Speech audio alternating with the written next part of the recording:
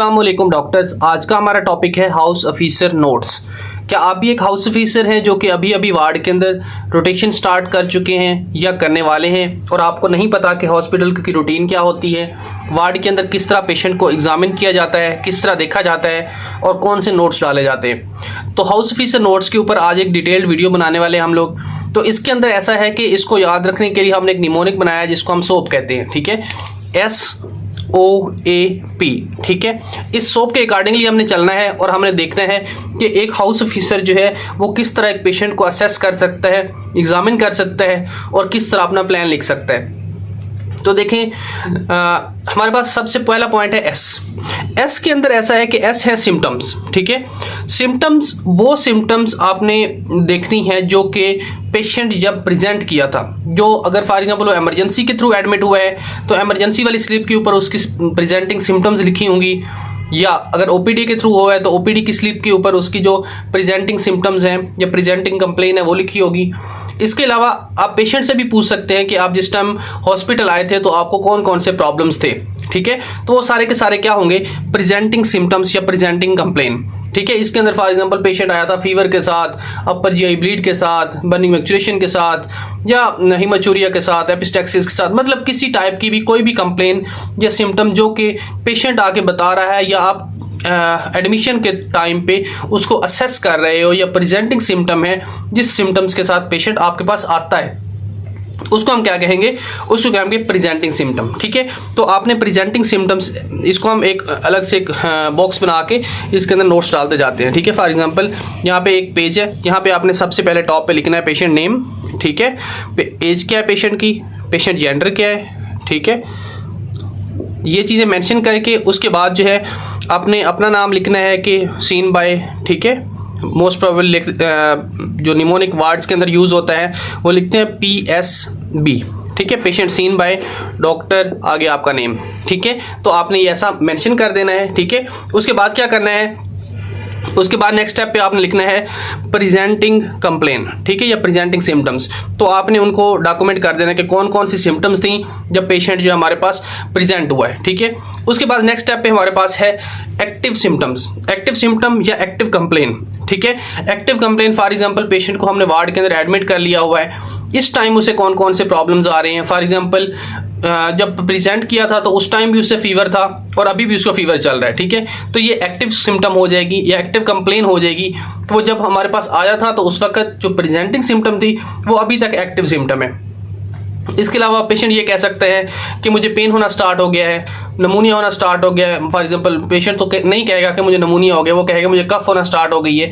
Mean कि आपका कोई एक्टिव प्रॉब्लम जो कि पेशेंट के साथ चल रहा है वो आपने लिखना है, ठीक है। डायग्नोज तो एक अलग सिनेरियो है, वो तो डिजीज चल ही रही है जिसकी वजह से हमने उसको एडमिट किया हुआ है, लेकिन आपने उसकी एक्टिव कंप्लेन या एक्टिव सिम्टम जरूर पूछनी है कि इस टाइम आपको कौन से प्रॉब्लम्स आ रहे हैं, ठीक है। तो आपने प्रेजेंटिंग कंप्लेन के बाद नेक्स्ट स्टेप पे लिख देना है एक्टिव कंप्लेन, ठीक है। एक्टिव कंप्लेन के अंदर भी उसकी जो जो कंप्लेन्स हैं वो सारी की सारी आपने मेंशन कर देनी है, ठीक है। उसके बाद नेक्स्ट स्टेप पे जाएं तो हमारे पास नेक्स्ट पॉइंट है O, ठीक है।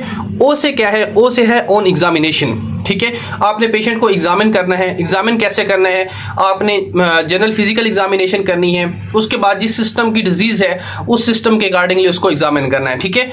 अब यहाँ पे ईच एंड एवरी सिस्टम को तो हम एग्जामिन करना नहीं बता सकते कि किस तरह एग्जामिन करना है, लेकिन जनरल फिजिकल एग्जामिनेशन के अंदर चंद जो रूटीन की चीज़ें हैं जो कि हमने देखनी होती हैं वो ज़रूर आपने मेंशन करनी है। जैसा कि फॉर एग्जांपल ऑन एग्जामिनेशन है तो इसके नीचे आप अलग से एक हेडिंग देते हैं पेंसिल के साथ ही, ठीक है, ऑन एग्जामिनेशन। तो इसके अंदर एक लिखते हैं निमोनिक, जिसको हम कहते हैं जैकल, JACKLE, ठीक है। ये जैकल जो है ये आपने देखना होता है पेशेंट्स के अंदर। जैकल क्या है, जे से है जॉइंडिस। अगर किसी किस्म की पेशेंट को जॉइंडिस चल रही है तो इसके ऊपर प्लस मार्क कर देना है, ठीक है। अगर किसी किस्म का एनीमिया आपको फील हो रहा है क्लिनिकली, एनीमिया क्लिनिकली सिम्टम्स आपको पता है, ठीक है, तो आप ICU को देख सकते हैं, आप उसकी स्किन को देख सकते हैं, ठीक है। ये जो है एनीमिया की सिम्टम्स जो है अगर फॉर एग्जांपल आपको वो फील हो रही हैं तो उसके ऊपर आप प्लस मार्क कर सकते हैं, ठीक है। जो जो भी चीज़ें आपको फील होनी है वो प्लस मार्क करते जाना है, जो नहीं फील हो रही है उनको नेगेटिव। जो हमारे पास C से है साइनोसिस, ठीक है। फॉर एग्जांपल K से क्या है, केलियोनाइकिया, इसके अंदर हमारे नेल जो होते हैं उनको एक स्पून शेप बन जाते हैं, ठीक है। ये नेगेटिव है या पॉजिटिव है। उसके बाद आपने लिम्फ नोड देखने हैं कि बॉडी के ऊपर कोई भी लिम्फ नोड जो है वो इनलार्ज तो नहीं हुए। अगर लिम्फ नोड इनलार्ज हैं तो आपने उसको प्लस पॉइंट दे देना है, ठीक है। और ई से है एडीमा, आपने उसके फूट देख लेने हैं पीडल वगैरह कि पीडल एडीमा तो नहीं है उसका। अगर उसकी बॉडी पे आपको एडिमेटस या एडिमा फील हो रहा है तो आपने उसको प्लस मार्क कर देना है, ठीक है। तो ये जनरल फिजिकल एग्जामिनेशन की चंद चीज़ें हैं जो कि आपको पता होनी चाहिए, 2, 4 और 6, ठीक है। ये टोटल 6 चीज़ें हैं जो कि जनरल फिजिकल एग्जामिनेशन पे हर पेशेंट का आपको देखना है, ठीक है। एग्जामिनेशन के अंदर एक और चीज़ आपने देखनी है, वाइटल्स, ठीक है। अब वाइटल्स यहाँ पे नेक्स्ट मेंशन कर देंगे वाइटल्स। अब ये जो वाइटल्स है इसके अंदर आपको पता है कि 6 चीज़ें होती हैं, कौन कौन सी। एक तो सैचुरेशन, ठीक है, SpO2 चेक करके लिख देनी है, हार्ट रेट चेक करके लिख देना है, उसके बाद जो है आपने BP उसका लिख देना है, उसके बाद टेम्परेचर, ठीक है, रिस्पायरेटरी रेट, ठीक है, ये चीज़ें लिख देनी है। अगर पेशेंट डायबिटिक है तो आपने उसकी BSR चेक करके भी लिख देनी है, ठीक है। अब हमारे वार्ड्स के अंदर चल क्या रहा होता है, चल ये रहा होता है कि इन वाइटल्स को ही हाउस ऑफिसर के नोट्स तस्वर किया जाता है, ठीक है। हालांकि वाइटल एक अलग चीज़ है और हाउस ऑफिसर के नोट्स कंप्लीटली एक अलग चीज़ है। उसके लिए एक बहुत बड़ा सा खाना बनाया हुआ होता है जहाँ पे हाउस ऑफिसर ने अपने नोट्स डालने होते हैं। और मोस्टली हमारे डॉक्टर्स जो हैं या न्यू ग्रेजुएट्स जो हैं वो जस्ट वाइटल्स लिख के अपना काम खत्म कर लेते हैं, हालांकि ऐसा नहीं है, ठीक है। जब आपने एग्जामिन कर लिया उसके बाद नेक्स्ट स्टेप पे आपने ऑन एग्जामिनेशन के अंदर चंद चीज़ें और लिखनी है कि पेशेंट का GCS कैसा है। GCS होता है ग्लास्को कॉमा स्केल। ये 15 में से आपने पॉइंट्स देने होते हैं कि पेशेंट जो है वो किस हद तक अवेक है, ठीक है। इसके अंदर आई का रिस्पॉन्स देखना होता है, वीक वर्बल रिस्पॉन्स देखना होता है और मोटर रिस्पॉन्स देखना होता है, ठीक है। GCS क्या है, अगर आपको इस बारे में नहीं पता तो कमेंट बॉक्स में पुट कीजिएगा, मैं इंशाल्लाह इसके ऊपर एक अलग सी वीडियो बना दूंगा कि GCS हमने कैसे असेस करना होता है। रियल टाइम पेशेंट के ऊपर भी आपको बता दूंगा किस तरह हम GCS को असेस करते हैं। उसके बाद आपने पेशेंट के प्यूपल्स जरूर देखने हैं, ठीक है, रिएक्टेड टू लाइट है कि नहीं, और पेशेंट के प्लेंटर्स देखने हैं, ठीक है। ये क्या चीज़ें होती हैं प्लेंटर्स, इसके ऊपर भी हम डिटेल वीडियो बना सकते हैं कि किस तरह प्लेंटर्स को हम चेक कर सकते हैं, ठीक है। लेकिन इतना सारा ये याद रख लें, अगर नॉर्मल हेल्दी अवेक पेशेंट है तो प्यूपल्स मोस्ट प्रोबेबली उसके रिएक्टेड टू लाइट होते हैं, ठीक है, बाइलेटरल मतलब दोनों साइडों वाले, ठीक है। और प्लेंटर्स होते हैं बाइलेटरल डाउन, ठीक है। अगर बाइलेटरल डाउन प्लेंटर है तो ये नॉर्मल होता है। ये कैसे चेक करते हैं आप अपने किसी सीनियर से भी पूछ सकते हैं। अगर नहीं समझ आ रहा होगा तो मुझे बताइएगा, मैं वीडियो इसके ऊपर अलग से बना दूंगा। उसके बाद ये आपका एग्जामिनेशन हो गई। एग्जामिनेशन के बाद नेक्स्ट स्टेप पे आपने आना है ए पे। अब ये जो हमारे पास ए पॉइंट है, ए के अंदर है असेसमेंट, ठीक है। जब असेसमेंट की बात आती है तो असेसमेंट के अंदर हमने देखना है कि पेशेंट की 3 कंडीशन हो सकती हैं, या तो वो पेशेंट इंप्रूव कर रहा है, ठीक है, या हमारे पास पेशेंट जो है वो डेटोरेट कर रहा है, ठीक है, या हमारे पास पेशेंट जो है स्टैटिक है, ठीक है। अब ये इसका क्या मतलब है, आपने देखना है कि पेशेंट की जो प्रीवियस डे था, फॉर एग्जांपल एक दिन पहले के जो नोट्स थे या एक दिन पहले अगर फॉर एग्जांपल वो एडमिट हुआ है, उस दिन की निस्बत आज के दिन में पेशेंट में इंप्रूवमेंट हुई है या नहीं हुई, ठीक है। ऐसा भी होता है कि वार्ड के अंदर पेशेंट पड़े होते हैं और वो डेली बाय डेली डाउन हो रहे होते हैं, वो इंप्रूव नहीं हो रहे होते, ठीक है। तो आपने मेंशन करना है कि पेशेंट इज इंप्रूविंग या पेशेंट इज डेटोरेटिंग या पेशेंट इज स्टैटिक, ठीक है। तो इन तीनों में से जो भी आप कमेंट करना चाहें पेशेंट के अकॉर्डिंगली, आप प्रीवियस नोट्स देख के भी कर सकते हैं, पेशेंट की कंप्लेन पूछ के और पेशेंट को असेस करके भी लिख सकते हैं, या पेशेंट जो है के अटेंडेड जो होते हैं वो आपको हिस्ट्री दे सकते हैं और आप उसको भी पूछ के लिख सकते हैं कि पेशेंट की असेसमेंट में क्या है कि पेशेंट इंप्रूव हो रहा है या नहीं हो रहा, ठीक है। उसके बाद नेक्स्ट स्टेप पे है हमारे पास पी से 2 चीज़ें हैं, एक तो प्रोसीजर है, ठीक है। हमने किसी किस्म का कोई प्रोसीजर तो नहीं किया, फॉर एग्जांपल जो सर्जरी के पेशेंट्स होते हैं उनके अंदर प्रोसीजर आपने लिखना होता है कि किसी किस्म की कोलिसिस्टेक्टमी वगैरह एटसेट्रा, किसी किस्म की डिब्राइवमेंट, CVP लाइन, डबल ल्यूमन, ऐसा तो कुछ पास नहीं हुआ, ठीक है। तो जो भी आपने कोई प्रोसीजर उस पेशेंट के ऊपर किया है उसको आपने लिखना होता है, ठीक है। और अगर प्रोसीजर के बारे में लिख रहे हैं तो फिर आपने ये भी लिखना होता है कि फर्स्ट पोस्ट प्रोसीजर डे, ठीक है, POP लिखते हैं पोस्ट प्रोसीजर डे, ठीक है, post PPD, post procedure day, first post procedure day, या ऐसा लिखते हैं फर्स्ट पोस्ट ऑपरेटिव डे, ठीक है। अगर ऑपरेशन हुआ है तो उसको हम ऑपरेटिव डे लिख देते हैं, ठीक है।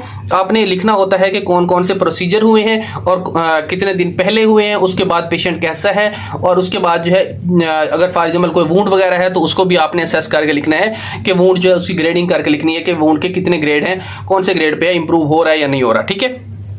ये हमारे पास प्रोसीजर आ गया। लास्ट पॉइंट पे है हमारे पास प्लान, ठीक है। अब हमने प्लान लिखना होता है, इसके अंदर हमने यहाँ पे लिखना है, फॉर एग्जांपल ये हम एक पेज के ऊपर लिख रहे थे सारी चीज़ें, यहाँ पे आपने लिखना है कि पेशेंट स्टैटिक, ठीक है, पेशेंट इज स्टैटिक यानी कि उसी सिचुएशन में है, ना इंप्रूव हो रहा है ना डेटोरेट हो रहा है, ठीक है।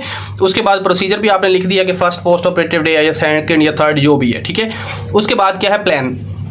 अब प्लान के अंदर क्या करना है, प्लान के अंदर आपने लिखना है कि पेशेंट को हम फर्दर क्या करने वाले हैं। फॉर एग्जांपल हम उसको वहीं पे रखने वाले हैं, हम उसको वेंट पे शिफ्ट करने वाले हैं, हम उसको नेक्स्ट किसी वार्ड के अंदर शिफ्ट करने वाले हैं, किसी से ओपिनियन लेने वाले हैं, कोई इन्वेस्टिगेशंस करवाने वाले हैं, वो जो चीज़ें हैं वो सारी की सारी आपने लिखनी है। फॉर एग्जांपल पेशेंट को नर्सिंग केयर चल रही होती है, ठीक है, पेशेंट नर्सिंग केयर, हाइजीन, अगर आपको कुछ भी नहीं पता तो आप ये लिख सकते हो कि पेशेंट को नर्सिंग केयर की जाए, पेशेंट की हाइजीन मेंटेन की जाए, ठीक है। ये चीज़ें जो है कॉमन हर पेशेंट की ही मेंटेन करनी होती है, ठीक है। वाइटल चार्टिंग आप मेंशन कर सकते हो प्लान के अंदर के वाइटल चार्टिंग करें हर 4 आवर्ली 3 आवर्ली जितने भी आप मुनासिब समझें, ठीक है। तो वो आप मतलब अपने प्लान के अंदर लिख सकते हैं कि हम ये करने वाले हैं, ठीक है। जब इस तरह के आपके नोट्स डाले होंगे कंप्लीटली, आपको कोई भी पेशेंट के बारे में पूछेगा तो आपको पता होगा कि इस पेशेंट में ये सिनेरियो चल रहा है, ठीक है। यहाँ पे एक और पॉइंट है, वो ये है कि आपने पेशेंट की प्रीवियस लैब्स ज़रूर देखनी है, ठीक है।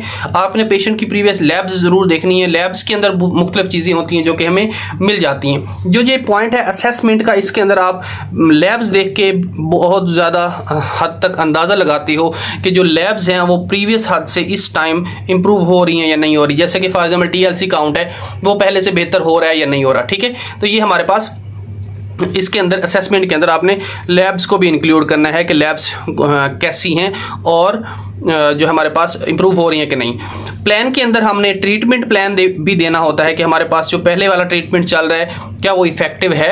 अगर वो इफेक्टिव नहीं है तो आपने ट्रीटमेंट प्लान चेंज के लिए सजेशन लिखनी होती है। हाउस ऑफिसर खुद जो है वो अपना न्यू ट्रीटमेंट प्लान नहीं दे सकता जब तक उसका senior post graduate resident, senior resident या हमारे पास जो AP होते हैं, प्रोफेसर होते हैं, वो जब तक अपना सजेशन ना दे कोई भी हाउस ऑफिसर जो है अपना न्यू ट्रीटमेंट प्लान नहीं लिख सकता, ठीक है।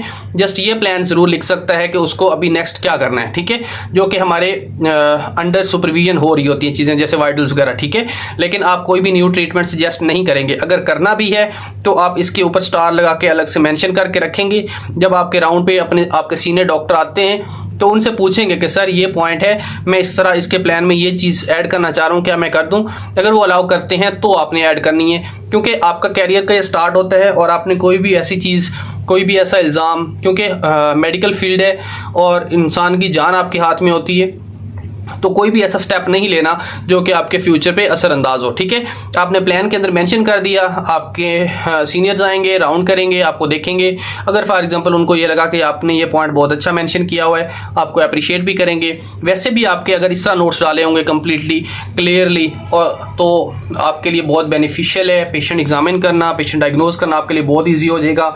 सीनियर ऑलवेज आपको अप्रिशिएट करेंगे।